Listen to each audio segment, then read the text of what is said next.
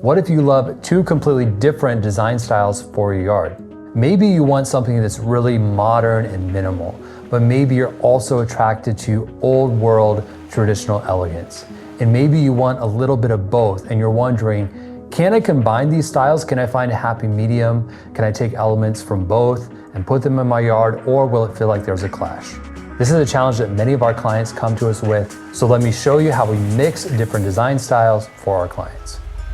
One of the biggest challenges we see for our clients is for them to verbalize what they want to see in their outdoor space. So we put together an exterior design style guide that you can download for free. You can check out the link in the description box below. It'll help you find the perfect design style for your yard.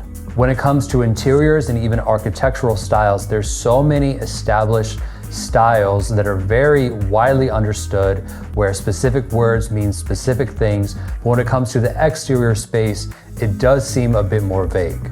And the reason for this is that although your yard is connected to the architecture of your home and the interior, it is its own distinct space. And that gives you even more freedom to express yourself, where you can 100% reference everything you already have in the existing home and interior, or you can create something that feels totally unique and different, while also being harmonious. You have that freedom and flexibility. But when it comes to understanding terminology, to when you're speaking to a designer so that they can understand what you're trying to verbalize, it is interesting how so much of the spaces actually reflect back to locations. For example, we hear so often, I want a Santorini style, I want a Bali style, I want Tulum style, I want a French garden. These are all pretty much places. These are not so much design styles like we could say mid-century modern or Art Deco. Now, when people bring up these places like Santorini, usually they're talking about a color palette, which in Santorini's case would be a lot of white and blues, very pale blue, a lot of sky blue. Typically when people mention, for example, Tulum, they're typically envisioning something with a lot of like tawny beige colors, plastered, textured walls, organic, free-flowing shapes. And typically these are linked to resorts that people have visited or resorts that have been created in these spaces that do have a distinct visual identity. So to sum it up, in the exterior space, if you feel like you're having a really hard time coming up with concrete words or terms to describe your space, just understand that that is the reality of the exterior space. And that's why it's so important to make sure that your designer understands what you're trying to communicate and that your designer has a clear vision for your space. So when it comes to combining two different styles, what's important to remember is that there is going to be some overlap, and it can be plucking certain distinct items from one and then having the majority from another. So I want to show you this specific yard, which has a modern organic vibe with some Tulum-inspired elements. Now you may be looking at this and think, well, I'm looking at this and I only see modern organic. What is the Tulum element you're speaking of? Well, actually, when we were discussing with this client, they are big fans of Tulum. They've gone there many times. They've stayed at many resorts there. And one of their favorite features of being in Tulum are actually the cenotes. So what is a cenote? It's a natural forming sinkhole that's filled with water, creating like a cave-like atmosphere. They're super unique. They have a lot of them in this specific part of Mexico.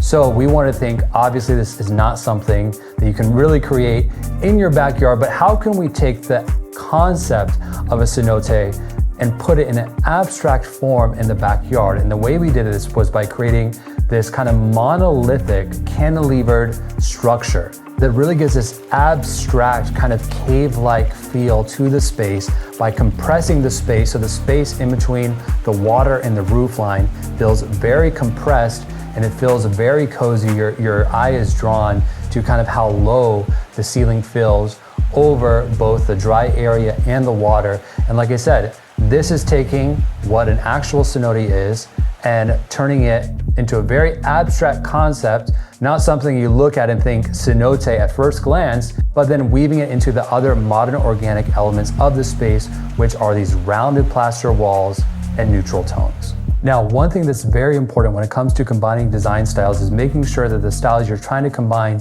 can match cohesively.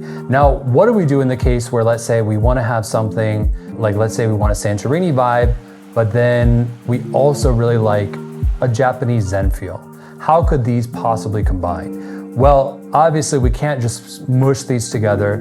that would not be good design. It would look too over the top and actually would look poorly designed. But if you did want to create a Zen space and then you also wanted to have Santorini, the only way that this could be done is that we had a zone in your yard that was actually separate from all the other zones. So let's say you have a main area, and let's say you have a courtyard, and this is something we've actually done, where we have a courtyard space that is totally cut off from the rest of the yard, where we can create a vignette, which is just kind of a scene that is no connection to the other spaces around it. And these are the perfect opportunities for creating a Zen-like space.